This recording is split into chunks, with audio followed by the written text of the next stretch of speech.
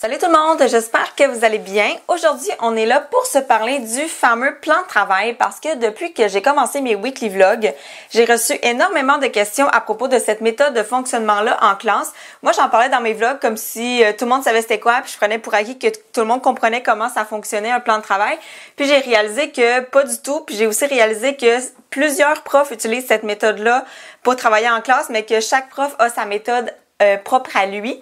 Donc aujourd'hui, j'ai décidé de vous parler de cette façon de travailler là en classe, mais on va commencer par aller voir mes élèves qui vont vous expliquer comment ça fonctionne et on se retrouve à la fin pour parler de ma partie un petit peu plus prof, un petit peu plus pédagogique.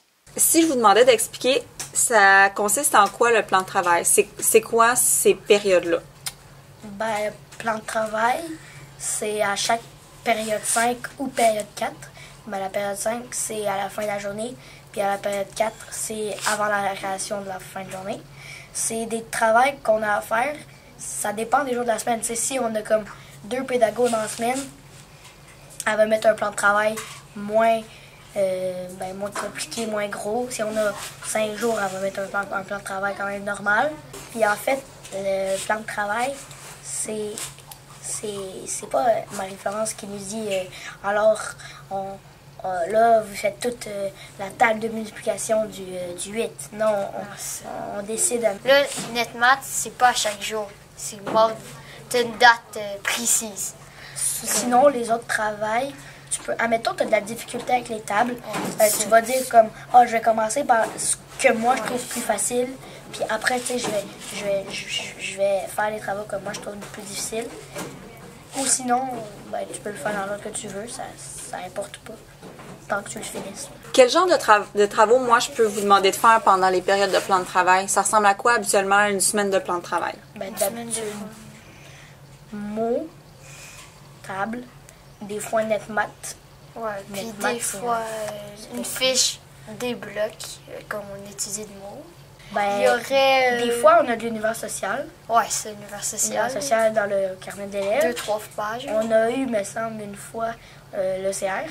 Si tu finis pas ton plan de travail, c'est que tu dois le finir pendant la période de jeu. Ouais. Puis sinon, tu l'as pas fini, c'est pendant... Chez toi, c'est ça. Chez toi avec tes parents. Qu'est-ce qui arrive si... Là, vous m'avez dit qu'est-ce qui arrive si on finit pas le plan de travail, mais si on le finit? Si on le finit, on peut faire c'est comme tout ce qui est sur la fiche là-bas. Ouais, c'est ça. Puis aussi, c'est la fiche où on peut faire la lecture, des jeux, un projet personnel, piger dans le pot j'ai fini quand t'as pas d'idée. Puis comment tu fais pour savoir si tu as terminé un travail dans le plan de travail ou si tu as des choses à corriger? Comment tu fais pour savoir ça?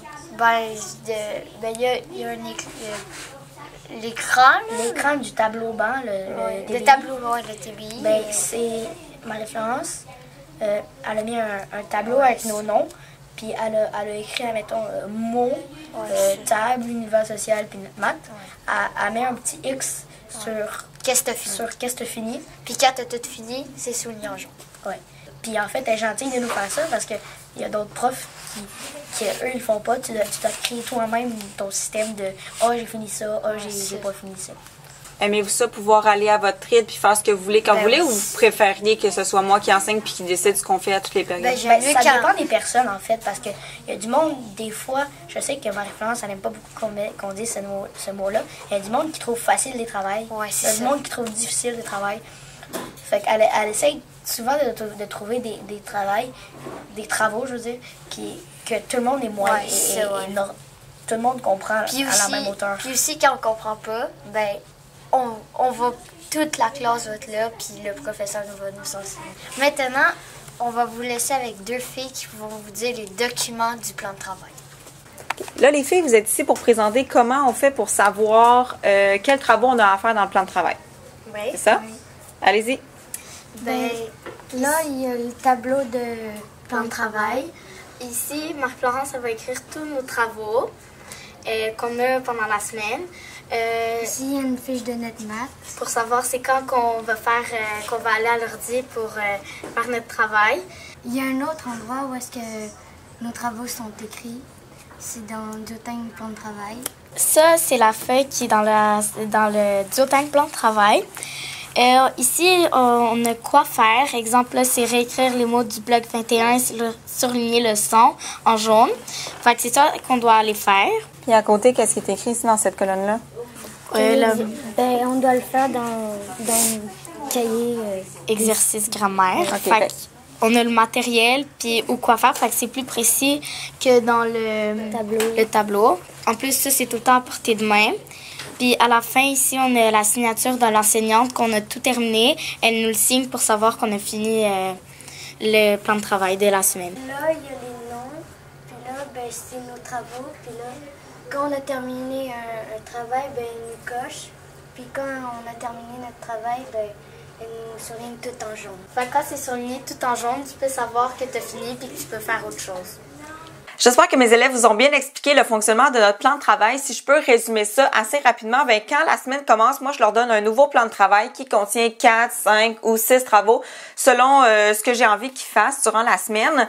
Et puis, ils ont une semaine pour réaliser tous ces travaux-là. Donc, moi, chaque jour, je donne une période d'1 heure de plan de travail et ils peuvent commencer par le travail qu'ils veulent. Donc, ils peuvent le faire complètement dans le désordre.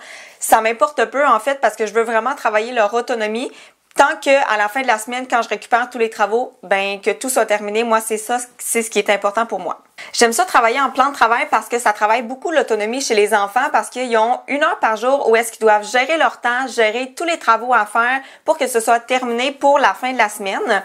Puis moi, j'utilise beaucoup le plan de travail comme réinvestissement ou comme période pour vérifier ce qu'ils ont compris, en fait, parce que, mettons que j'enseigne une matière pendant une semaine, je vais aller placer des exercices de cette matière-là dans le plan de travail de la semaine suivante ou 2 semaines plus tard pour aller vérifier vraiment ce qu'ils ont compris avec moi en classe, puis ça me permet de les voir travailler seuls sur cette notion-là et non pas en grand groupe.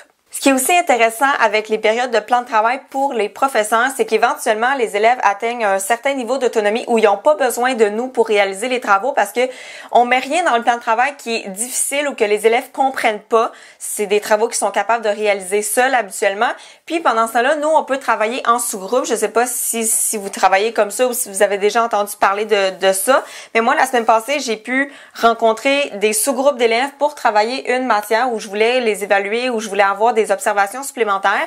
Fait que pendant que tout le monde était en plan de travail, moi, j'en appelais 3-4 à mon bureau. Ils venaient faire l'activité avec moi. Je les renvoyais en plan de travail, puis je rappelais un autre groupe d'élèves parce que mes élèves sont rendus quand même assez bons au niveau de l'autonomie. Fait que j'ai pas besoin de faire tant de gestion que ça, rendu au mois de novembre. Je vous dirais que ça va super bien. Mais c'était quand même la première fois que je réussissais à m'asseoir avec un sous-groupe d'élèves pendant que les autres étaient complètement autonomes. Puis ils savent, je leur dis tout le temps, pendant les 10 prochaines minutes, moi, je ne serai pas disponible, mon bureau est fermé, donc faut que tu t'organises. Faut que tu trouves des stratégies si jamais il y a quelque chose qui fonctionne pas ou que tu comprends pas ce que tu dois faire. Fait qu'ils sont au courant, puis ça fonctionne comme ça. Si jamais vous avez d'autres questions sur mon mode de fonctionnement pour le plan de travail, si jamais il y a quelque chose qui n'était pas clair ou quelque chose que j'ai oublié d'expliquer, gênez-vous vraiment pas pour les laisser dans les commentaires, j'y répondrai ou bien mes élèves vous répondront. Et puis sur ce, on se voit dans le prochain weekly vlog ou mercredi prochain pour une autre vidéo de prof. Bye tout le monde! Merci beaucoup d'avoir visionné ma vidéo. Je vous invite à vous abonner à ma chaîne pour ne rien manquer et à me suivre sur tous mes réseaux sociaux. À la prochaine!